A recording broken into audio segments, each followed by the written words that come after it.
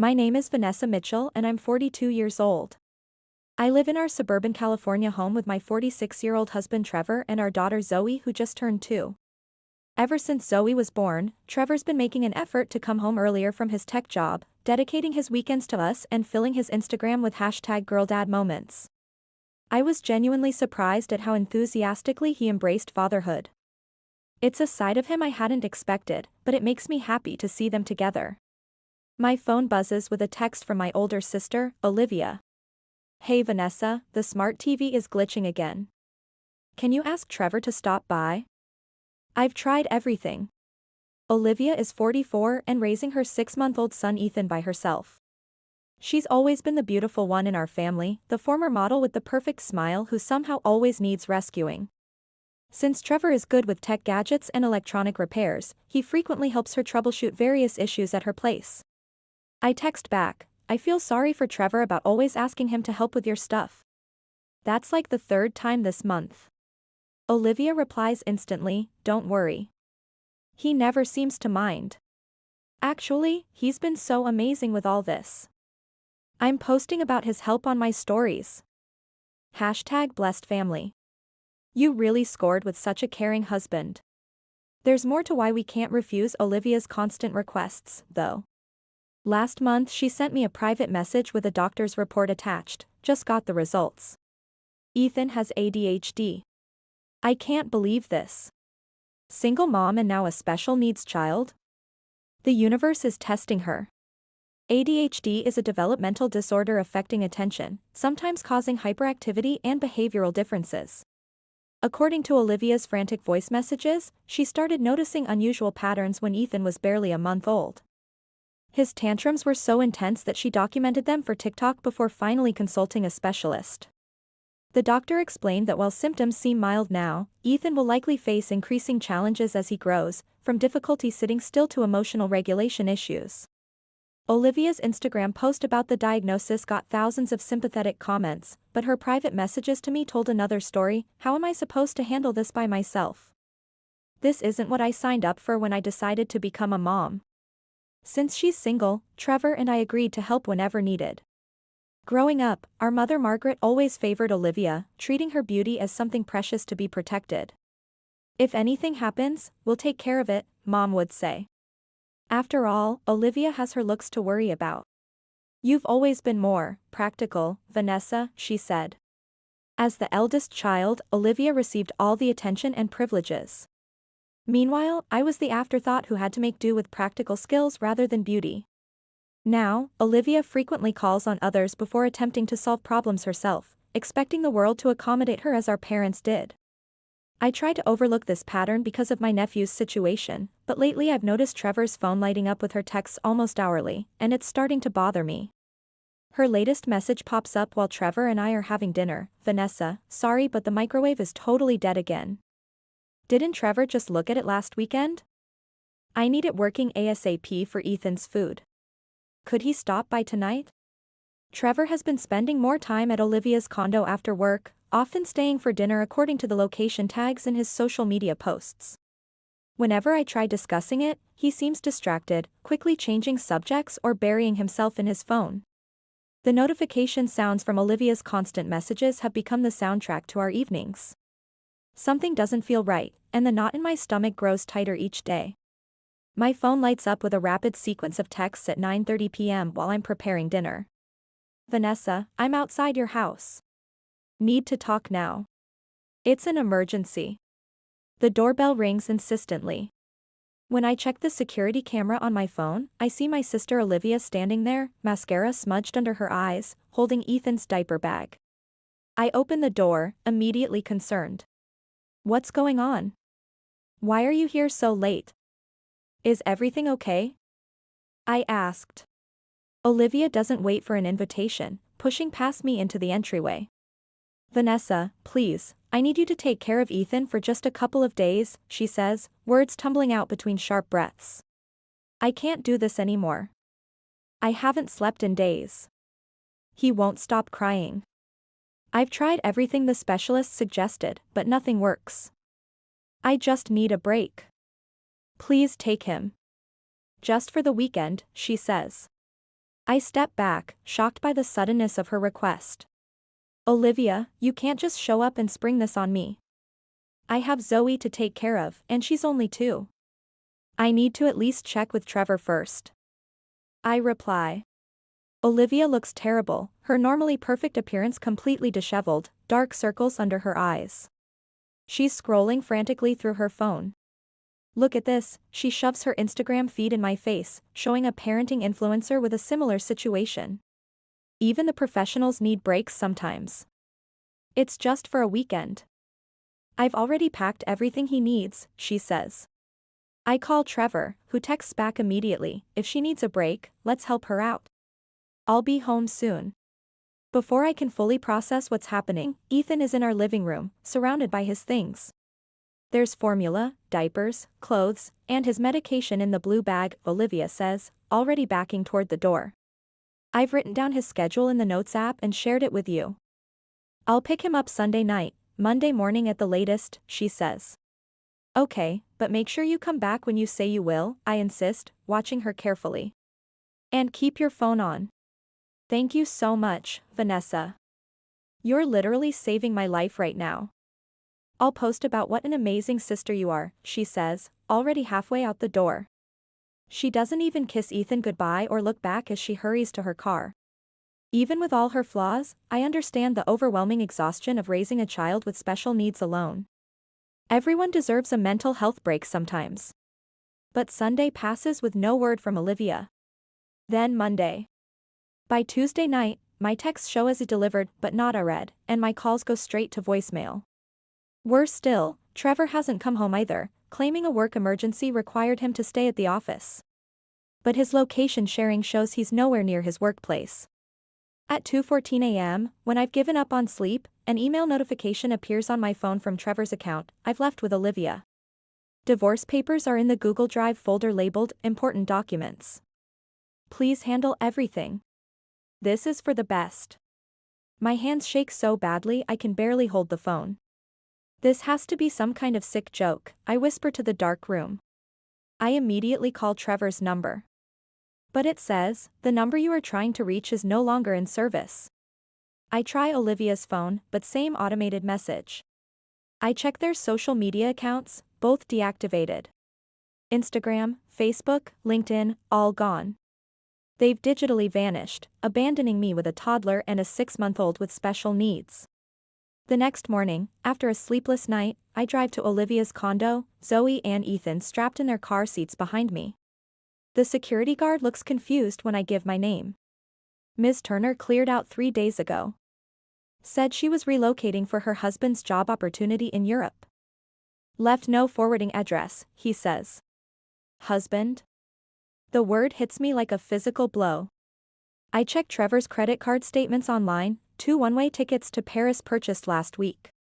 I call my parents in tears. My father answers, concern evident in his voice. My mother takes the phone from him. Well, your sister always did know how to land on her feet.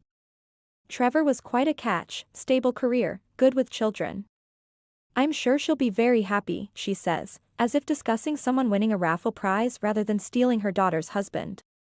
In the divorce papers, tucked into a shared cloud folder labeled, For Vanessa, I find a note in Olivia's handwriting, I can't handle a special needs child. It would ruin my image. You've always been better at the practical things anyway. Just like that, I'm suddenly a single mother to 2 children under 3. I apply for emergency family leave from my university admin job and call my father in tears. Your mother and I are living on fixed retirement income, he says gently, but we'll help however we can with the children. My father becomes my lifeline, taking the kids to appointments, helping with childcare research, supporting me emotionally when I can barely function. That's just like Olivia, my mother sniffs during one of her rare visits. She always finds someone to take care of her. Trevor must have been quite smitten to leave everything behind, she says. My father gives her a weary look that speaks of decades of similar comments. We may not be young anymore, but we'll do everything possible to help you through this, he promises me, ignoring his wife's callousness. Dad, I don't know what I'd do without you, I admit, watching him patiently feed Ethan. I could place him with social services, but he's family. He's my sister's son. He's my parents' grandchild, I say. Yet the questions haunt me in the quiet hours of night. How could Trevor and Olivia just disappear like this? How could a mother abandon her baby? How could my husband betray me so completely? The anger burns inside me with nowhere to go. I can do this. I will do this. The mantra repeats in my head each morning as I wake up before dawn to prepare for another day as a single parent to 2 small children.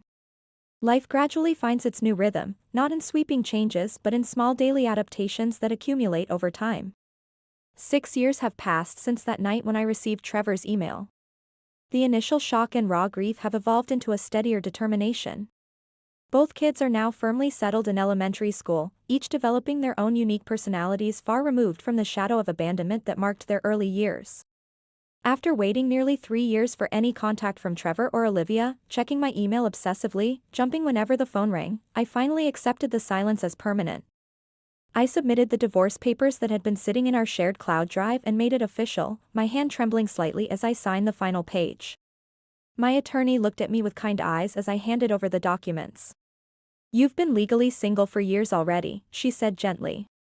"This just makes it official on paper," she says. I briefly considered hiring a private investigator to track them down in Europe. I even went as far as meeting with one, a retired police detective with kind eyes and a no-nonsense attitude.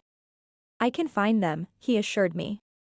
"People leave digital footprints everywhere these days," he says. But that night, while scrolling through Amazon wishlists for growing children who needed new shoes, winter coats, and school supplies, my priorities crystallized. Zoe and Ethan needed these tangible things, not answers about people who chose to disappear from their lives. I called the detective the next morning and canceled our arrangement. Zoe is thriving in 4th grade now, bright, articulate, and surprisingly protective of her younger cousin. Her teacher recently called to tell me how Zoe stood up to a group of girls who were excluding Ethan from a playground game.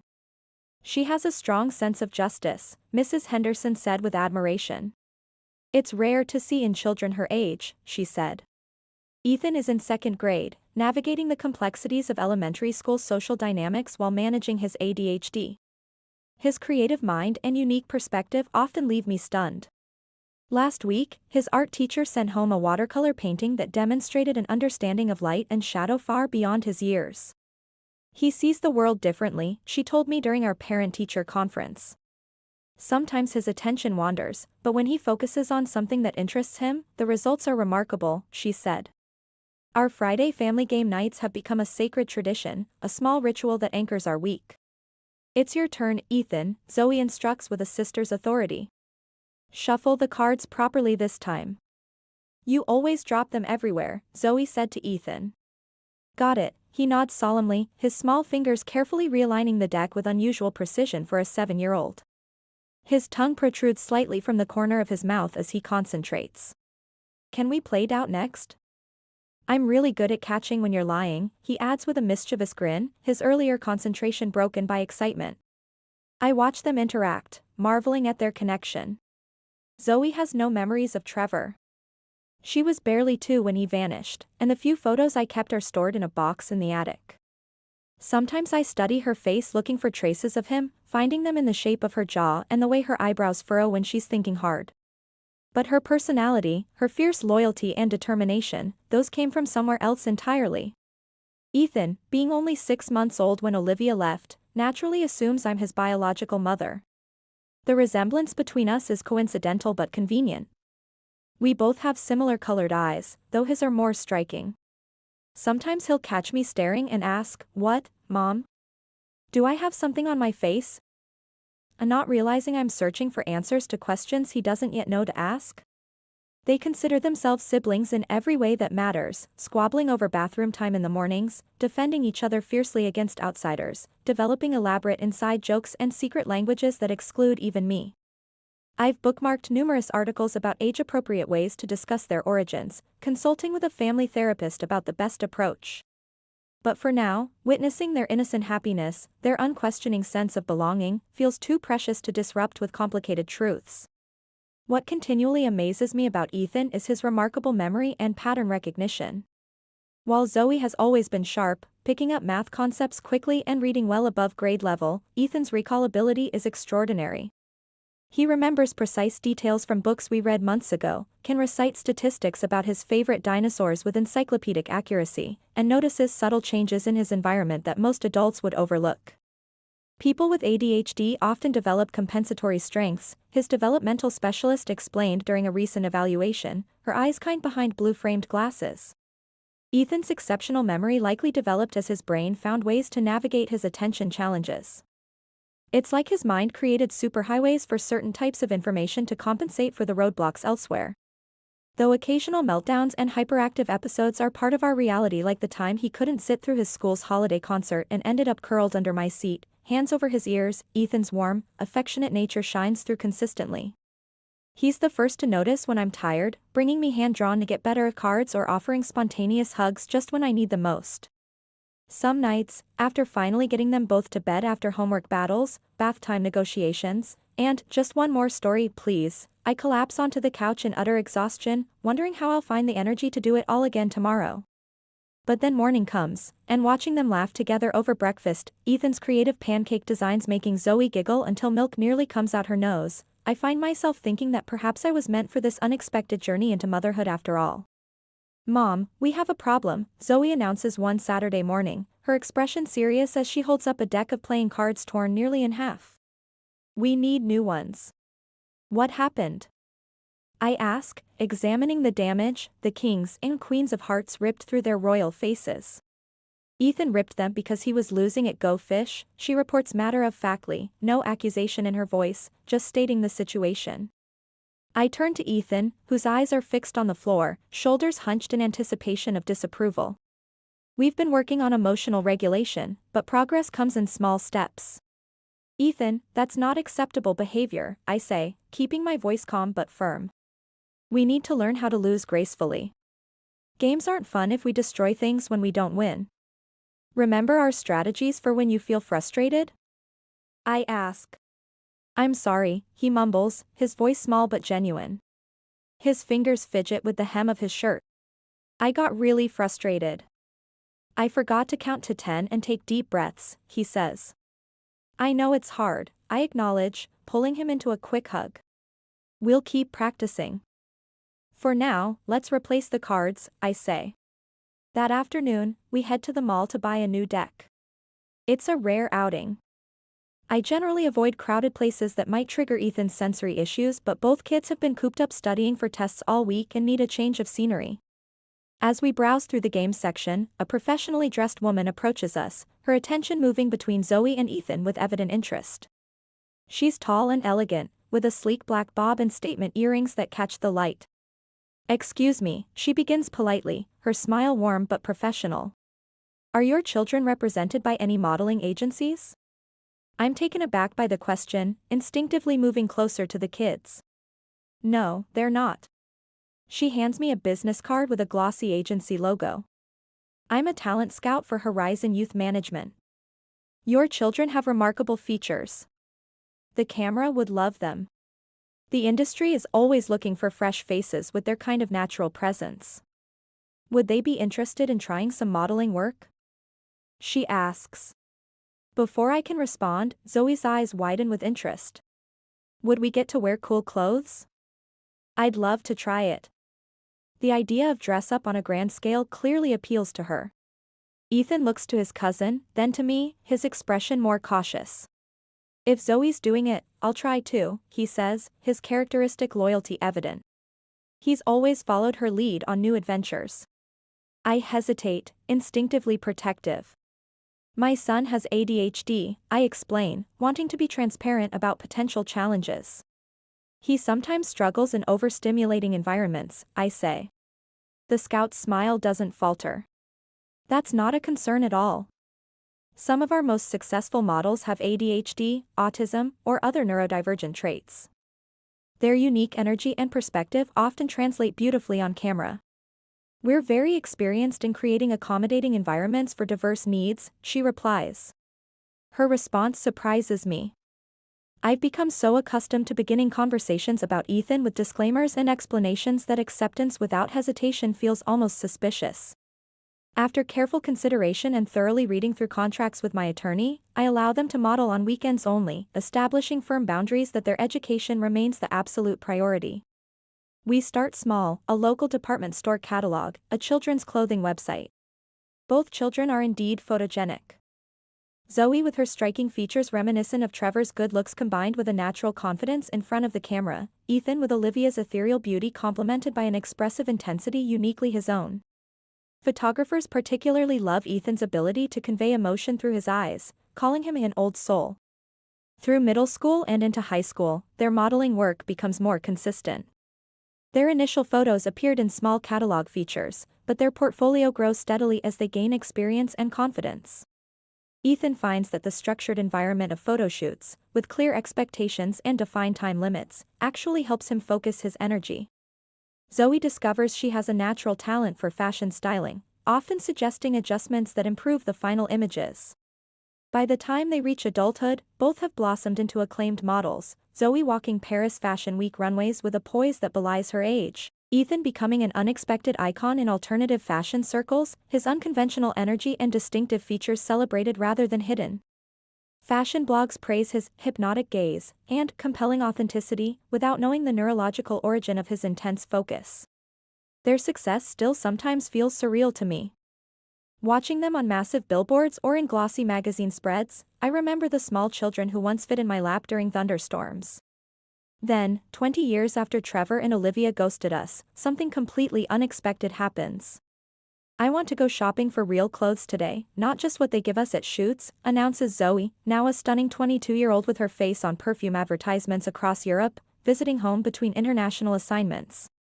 Designer stuff I actually like, not what stylists think I should wear, she says. Will you come with us, Mom? She asks, flopping onto the couch beside me with the same casual affection she's always shown, fame having done nothing to diminish her warmth. Sure, let's head out now, I agree, grateful for time with both my children. Ethan, now 20 and radiating creative confidence despite occasional social anxiety, joins us from the kitchen where he's been experimenting with a new vegan recipe. And we're eating out for lunch too, right? Ethan adds with a grin, running a hand through his artfully tousled hair, a style that's been copied by teenagers worldwide since his Calvin Klein campaign went viral. Your credit card might regret this day, Mom. They say. It's a rare and precious day with both kids on break from their hectic schedules that normally have them traveling to opposite corners of the globe. Despite their demanding careers, they've remained remarkably grounded, calling home regularly and still maintaining their childhood bedrooms in my house rather than purchasing luxury apartments as many of their peers have done.